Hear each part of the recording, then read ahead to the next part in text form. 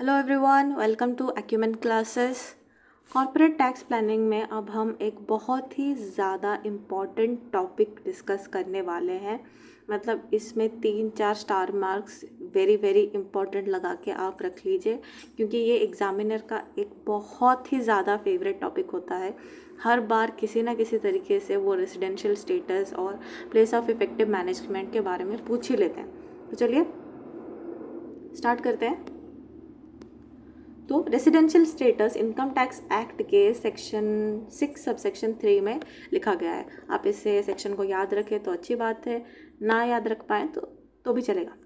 Main idea है कि residential status में हम इंडियन कंपनी और फॉरेन कंपनी दोनों का रेसिडेंशियल स्टेटस निकालने की कोशिश करते हैं। ठीक है, इसमें इंडियन कंपनी को कहा गया है कि वो हमेशा ही रेसिडेंट रहेगी। मतलब Indian company is always a resident. ठीक है, Indian company is always a resident.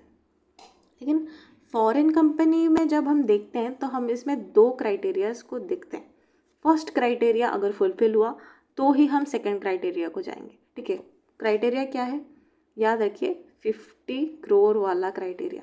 ठीक है, अगर किसी कंपनी का साल में टर्नओवर 50 करोड़ से ज़्यादा है, ठीक है, ये ग्रेटर देन का सिंबल है, तो ही हम सेकंड कंडीशन में जाएंगे। लेकिन यहाँ पे देखिए, फॉरेन कंपनी का टर्नओवर यहाँ पे लेस देन 50 करोड़ हुआ है। ठीक है, लेस देन 50 करोड़ जो हुआ है हम मान लेंगे कि ये रेसिडेंट है ही नहीं। ठीक है, टर्नओवर अगर लेस देन 50 करोड़ हुआ तो हम इसको रिजेक्ट ही कर देंगे। हम बोलेंगे कि जाओ, नॉन रेसिडेंट है तो हमें तेरे इनकम का कोई टैक्स नहीं चाहिए। पर अगर कंपनी का टर्नओवर मोर देन 50 करोड़ हुआ, ठीक है, 50 करोड़ से ज़्यादा हो गया, तो हम उसका प्लेस ऑफ इफेक्टिव मैनेजमेंट भी देखेंगे। ठीक है, प्लेस ऑफ इफेक्टिव मैनेजमेंट में बहुत से अलग क्राइटेरियाज हैं जिसे हम चेक करते हैं ये डिसाइड करने के लिए if the company has an active business in India और एक्टिव बिजनेस आउटसाइड इंडिया। ये सारे क्राइटेरियाज जो यहाँ पे लिखे, ये सारे क्राइटेरियाज सीबीडीटी के प्रोफाइल में, सीबीडीटी के प्रोफाइल में, मतलब उसके नोटिफिकेशन और सर्कुलर्स में लिखा गया है कि ये चीज़ें चेक करो ये डिसाइड करने के लिए if the company has active business outside India.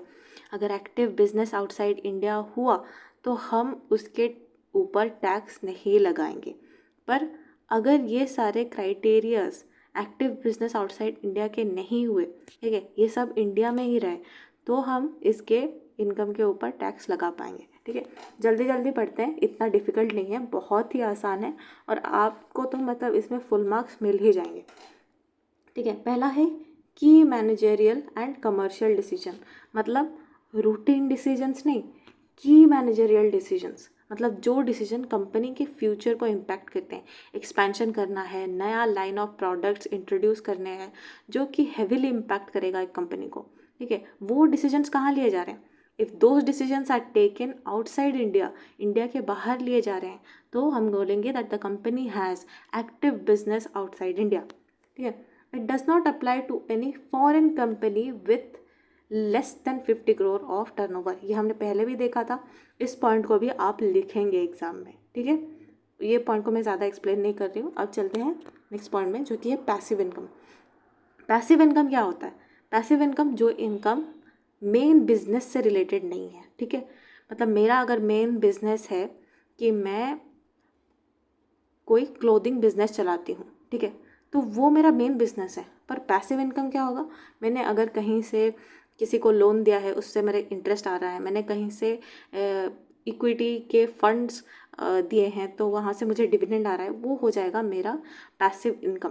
ठीक है, अगर वो पैसिव इनकम लेस देन 50% है, ठीक है, तो हम बोलेंगे एक्टिव बिजनेस आउटसाइड इंडिया। ये सारे ही points active business outside India के ही मैं आपको बता रही हूँ। ठीक है, majority of board meetings are held outside India. ठीक है, majority of board meetings are held outside India मतलब जो board meetings time to time held किए जाते हैं वो इंडिया में नहीं हो रहे, आउटसाइड इंडिया में हो रहे हैं, किसी फॉरेन जगह पे हो रहे हैं। ठीक है, in case of other than those who have active business outside India, determination of a POEM is a 2-stage process. ठीक है, अब ये सब तो है जिसका एक्टिव बिजनेस आउटसाइड इंडिया है, लेकिन अगर किसी का एक्टिव बिजनेस आउटसाइड इंडिया ना हुआ तो और दो चीज़ें आइडेंटिफाई करना भी बहुत ज़्यादा इम्पोर्टेंट है। सिर्फ ऐसा नहीं है कि यही 4 क्राइटेरियाज़ हैं, और 2 स्टेज में क्राइटेरियाज़ को सर्च किया जाता है। पहला स्टेज क्या है कि द पर्सन्स, ठीक है, जो लोग सब्सटैंशियल डिसीजन ले रहे हैं, मतलब रूटीन बिजनेस से हट के डिसीजंस जो कंपनी के लिए सब्सटैंशियल है, इम्पॉर्टेंट है, उसके ग्रोथ में, एक्सपेंशन में, फ्यूचर में, वो आउटसाइड इंडिया लिए जा रहे हैं, तो एक्टिव बिजनेस आउटसाइड इंडिया होगा। फिर है प्लेस, एक तो हो गया पर्सन कि कौन डिसीजन ले रहा है, दूसरा है प्लेस, कहाँ डिसीजंस लिए जा रहे हैं, ठीक है। वो decision, substantial decisions take place, implementation कहाँ पे हो रहा है, ठीक है, कौन सा प्लेस है जहाँ पे ये इम्प्लीमेंट होना स्टार्ट हो रहा है, इंडिया में है, रशिया में है, यूएसए में है, ठीक है। अगर इंडिया के बाहर है तो एक्टिव बिजनेस आउटसाइड इंडिया होगा। ये हो गया स्टेज 1 पर्सन से रिलेटेड, स्टेज 2 प्लेस से रिलेटेड, ठीक है। अब देखते हैं कि जो पैसिव इनकम हमने पढ़ा था कि 50% से अगर लेस हुआ तो हम क्या करेंगे, ठीक है। तो उस पैसिव इनकम को साथ साथ, ठीक है, कुछ चीज़ें होती हैं जिसके एडिशन में और चीज़ें पढ़नी पड़ती हैं। तो पैसिव इनकम के साथ हम एसेट, एम्प्लॉय और पेरोल एक्सपेंसेस देखेंगे, ठीक है। एसेट्स, एम्प्लॉयज़ और एम्प्लॉयज़ को दिए गए पैसे जो कि होते हैं पेरोल एक्सपेंसेस, ठीक है। अगर एसेट्स, टोटल एसेट्स में से 50% इंडिया के बाहर है तो एक्टिव बिजनेस आउटसाइड इंडिया है।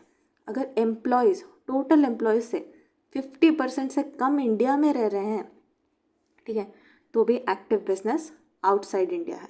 अगर पेरोल एक्सपेंसेस, एम्प्लॉयज़ को दिए जाने वाले जो एक्सपेंसेस इनकर करती है कंपनी, वो 50% से ज़्यादा आउटसाइड इंडिया हो रहा है तो भी वो एक्टिव बिजनेस आउटसाइड इंडिया है, ठीक है।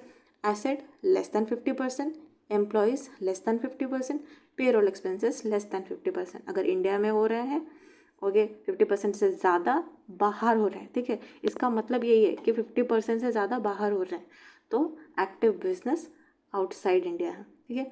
आप यही चीज़ें अगर लिख के एग्ज़ाम में आ जाएंगे तो आपको इसमें फुल मार्क्स मिल जाएंगे। इससे ज़्यादा इसमें कुछ लिखना होता है नहीं, ठीक है। So best of luck. Next हम अगले वीडियो में देखेंगे।